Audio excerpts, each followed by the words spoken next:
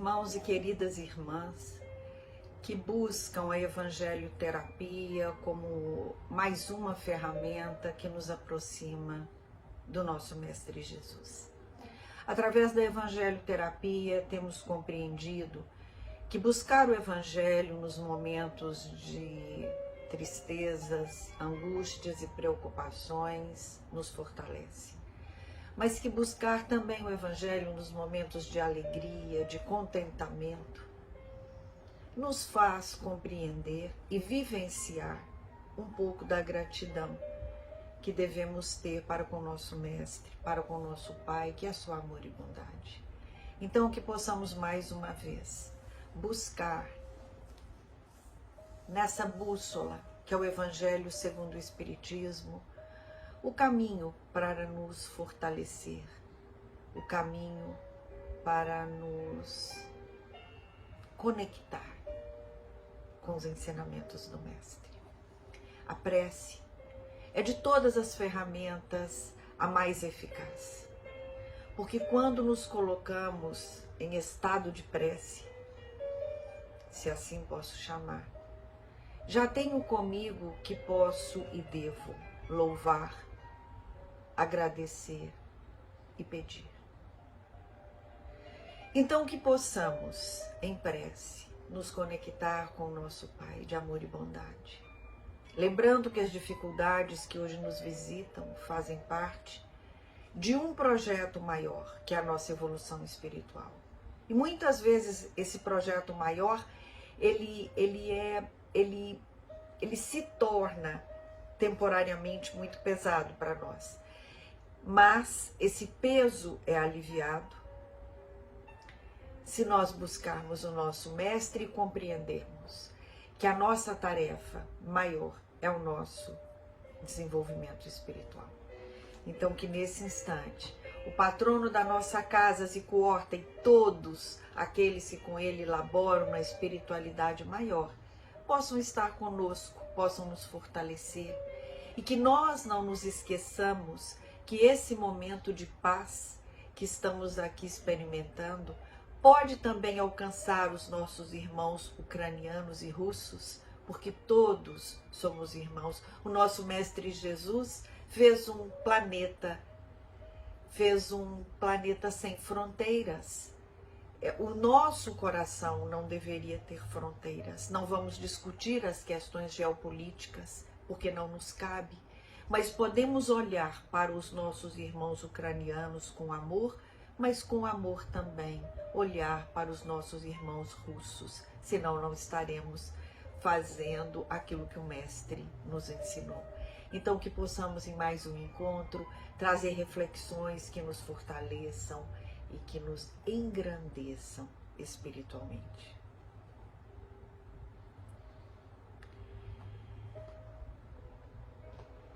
Capítulo 27, que tem por título Pedi e obtereis. E aí, o item 22 foi aonde eu abri, começa as instruções dos espíritos. E aí o que nós vamos encontrar é um subtítulo, Maneira de Orar.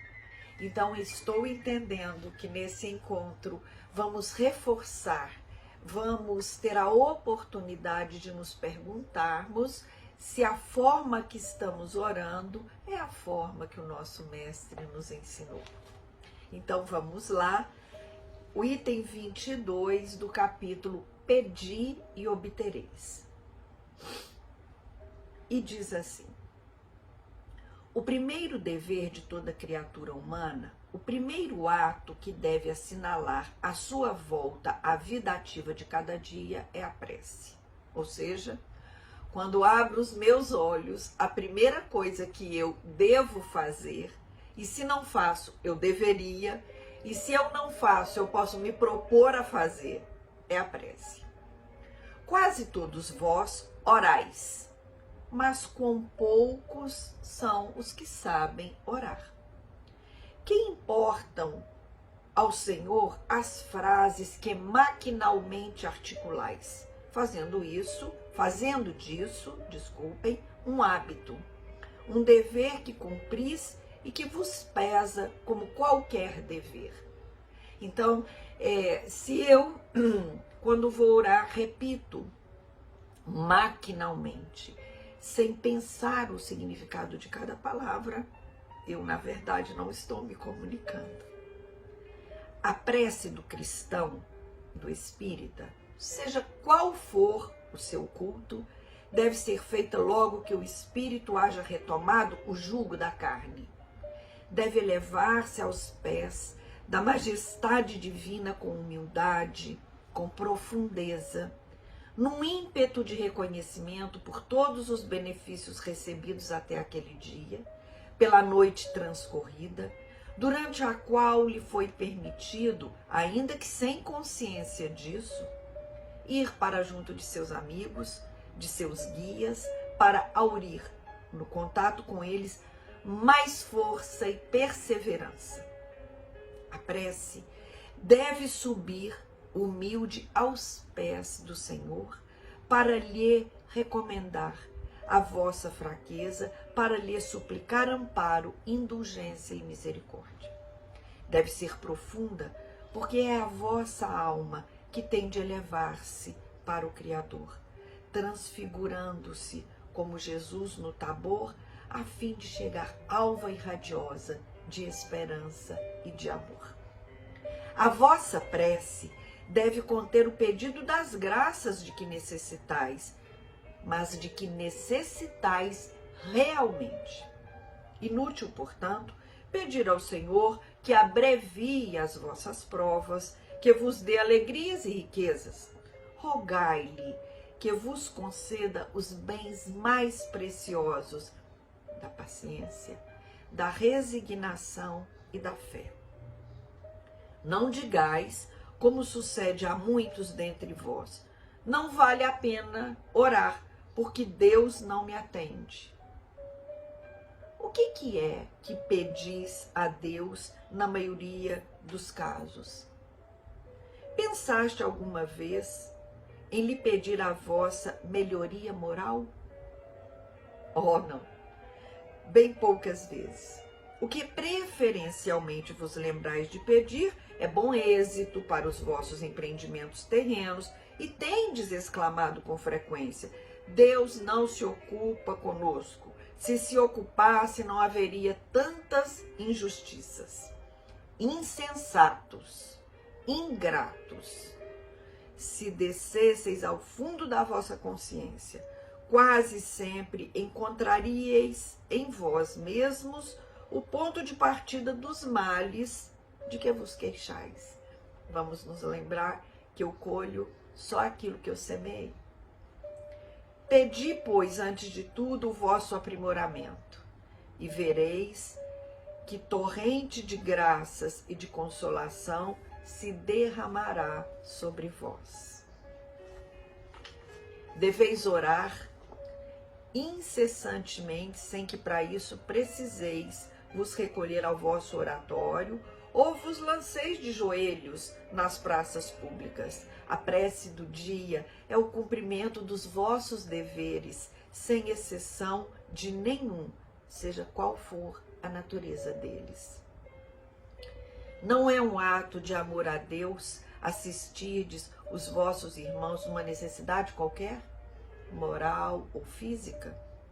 Não é um ato de reconhecimento elevardes a Ele o vosso pensamento, quando uma felicidade vos advém, quando evitais um acidente, quando mesmo uma simples contrariedade vos toca de leve a alma, ao dizerdes em pensamento: seja bendito, meu Pai. Não é um ato de contrição vos humilhardes diante do juiz supremo, quando sentis que falistes,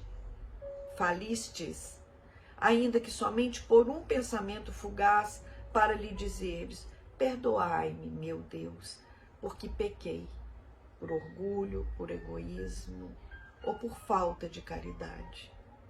Dai-me forças para não falir de novo e coragem para a reparação da minha falta. Isso independente das preces regulares da manhã e da noite dos dias consagrados. Como vedes, a prece pode ser feita em todos os instantes, sem acarretar nenhuma interrupção aos vossos trabalhos. Dita assim, ela, ao contrário, os santifica. Tende como certo que só um desses pensamentos, se partir do coração, é mais ouvido pelo vosso Pai Celeste do que as longas orações ditas por hábito, muitas vezes sem causa determinante, e às quais sois chamados maquinalmente na hora convencional. Essa, então, é uma mensagem de um espírito para nós. É uma lição, né? Que nós hoje ganhamos nessa evangeliterapia. Então, que possamos dessa forma unir os nossos corações e voltarmos os nossos pensamentos para esse Pai de amor e bondade. E mesmo hoje, vivendo num momento de conflitos e de dificuldades, rendamos graças ao Pai pela oportunidade da vida. Quando diante dos noticiários nos apavorarmos com as notícias que com certeza são apavorantes, quando vemos crianças ou adultos, jovens, tendo que abandonar seus lares, ou se defrontando com irmãos num combate sangrento, inimaginável depois da experiência da Covid-19, mas que possamos nesse instante abandonar um pouco as críticas, muitas vezes sem conhecimento, mas elevarmos o nosso pensamento ao Pai e dizermos a Ele: Pai querido, não compreendemos por que tanto ódio, mas não nos cabe julgar aqueles que nesse momento sentem, mas podemos daqui, ainda que distante geograficamente, deixar que dos nossos corações partam energias luminosas que possam acolher aqueles que atiram e aqueles que também são abatidos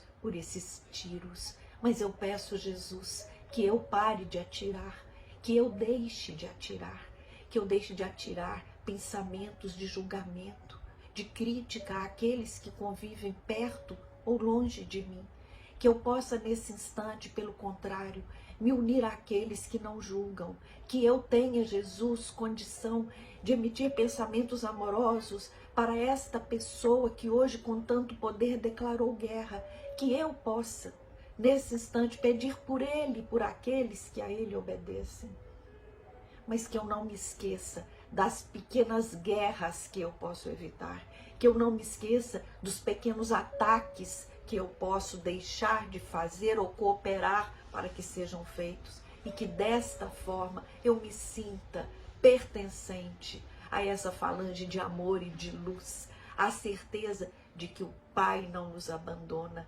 nunca nos abandonou, e Ele disse que estará conosco até o fim.